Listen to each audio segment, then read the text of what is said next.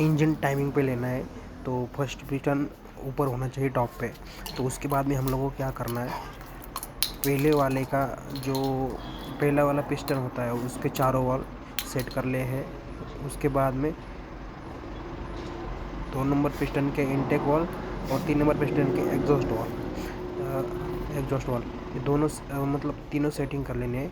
और एक राउंड घुमाने के बाद में दूसरा मार्का आने के बाद 4 नंबर पिस्टन के चारों वाल, 3 नंबर पिस्टन का इंटेक वॉल और 2 नंबर पिस्टन के एग्जॉस्ट वॉल, ये सब फिटिंग मार लेना है। मतलब के लिए हम लोगों को लेते हैं 8 mm और एग्जॉस्ट के लिए 10 mm।